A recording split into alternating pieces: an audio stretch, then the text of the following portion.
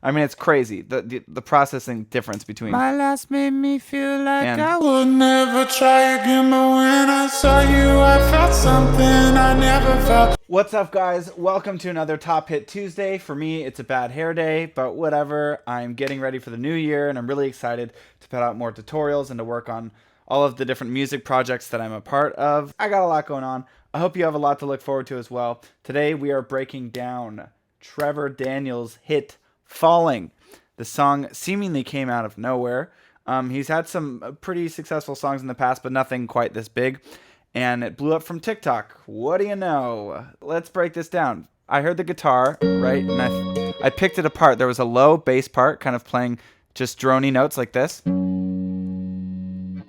Just really simple. F sharp, F, B flat, A flat, or G sharp, whatever, if you want to know the notes. There's this little high part. It's going with it. Those two together. And then I heard this third part. That just does its thing. Those are the guitars. If you want to look at the processing, I was just using guitar rig and a little bit of EQ. For me, it's really hard to duplicate guitar tones because I don't have an amp or anything. I kind of do everything in the box. I have a Music Man Cutlass, which is a really dope guitar, but it's a little bit noisy sometimes. I got to get it worked on. Anyway, we got a little noise cancellation here, more guitar rig, just basically EQ and some reverb. Then there's this bass that comes in right here.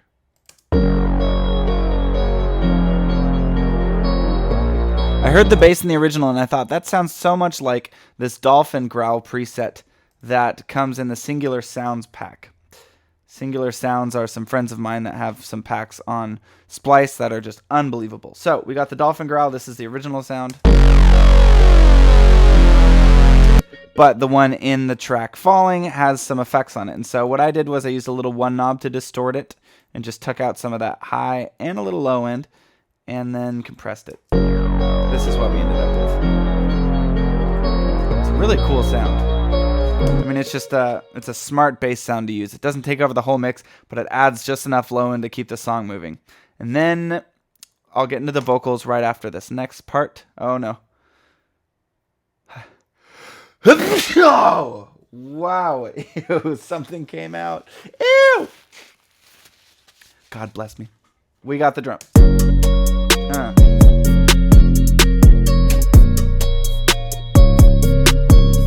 The drums are so simple. I mean, it's just a basic hip-hop beat.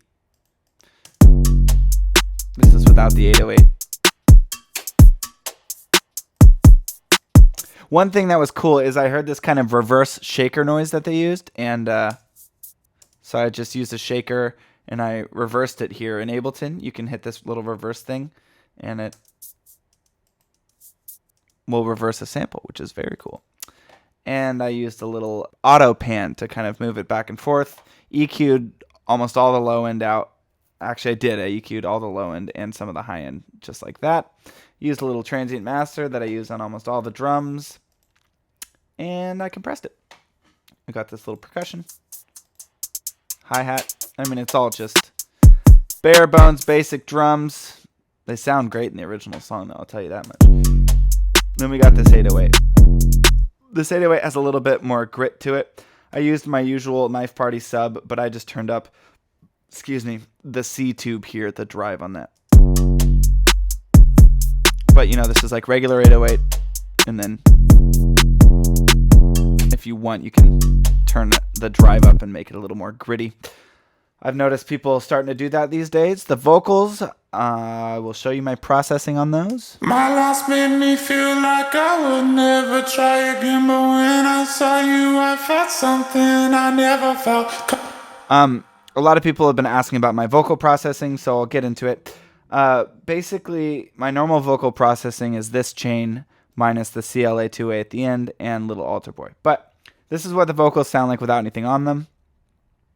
My last made me feel like I would never try again, but when I saw you... It sounds pretty awful, right? It's incredible what processing can do. So I sent it to a reverb. My last made me feel like I would never try. These are the reverb settings if you'd like to copy them. I felt something One thing I didn't do, but I usually do on reverb for vocals, and this is a good trick for vocal effects in general, delay and reverb and those sort of things. You can scoop out some of the lows and kind of EQ it so the reverb is just coming out between these frequencies and you're not getting a lot of excess low end or high end. My last made me feel like I would never try again. Anyway, the other effects I put on. Let's start at the beginning. First, I put Waves tune because we want my voice to be in tune, and I struggle with singing in tune, so. My last made me feel like I would never try again. Next, I put Little Altar Boy on, which I messed with the format a little bit, and it adds kind of a cool effect and makes it sound like it's not me. My last made me feel like I would never try again. Makes it sound like it's a fatter version of me with a better voice. And then I used Arvox on these settings. My last made me feel like. And you can hear that's when it starts to change. Like, obviously this changes the format and stuff, and this tunes it, but like as far as processing goes, this compressor really changes a lot. My last made me feel like I would never try. It kind of brings it all together and puts it more in the middle of the mix. Virtual Mix Rack is basically just doing EQ. You can obviously copy these settings if you have it. If you don't, just, play with Arvox a little bit more and play with some EQ stuff. You can use any kind of EQ you want. This is just what I used. And you can even drag in your own compressor and copy the input and output and attack and release settings on this and get something kind of close to it. So we have that. Then we have another EQ coming after, which is just scooping out some of the low end. And we have a de-esser. This is very important to get all your S's out. I currently don't have one running on my vocal going into this, but when you're recording, it's very important to have a de-esser. So Waves makes a good one. Fab Filter makes a good one. I don't think that Ableton has a stock one, but you got to get a de-esser.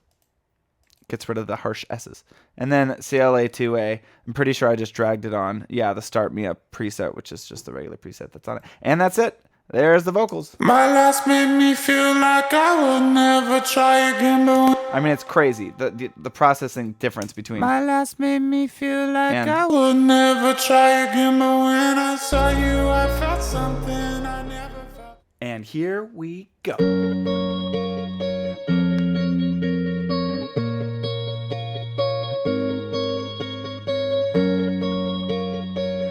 He did some little vocal things here that I didn't do, but just showing you the guitar.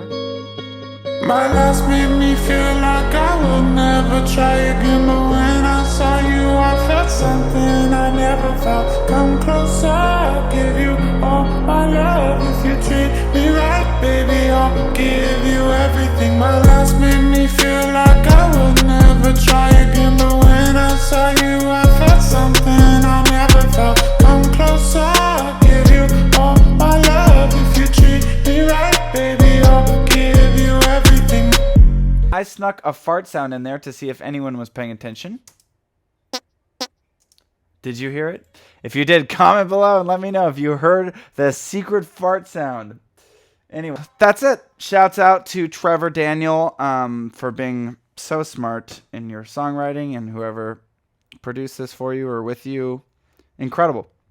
So join us next week on Tuesday for another Top Hit Tuesday. Thanks for joining us this week. If you have any suggestions for more tutorials, do so in the comment section, please. Like, subscribe, the usual things. I'm just sharing this wisdom because I know a channel like this would have helped me a lot when I first started producing. So thanks for watching. Thanks for the support, guys. We'll catch you next time.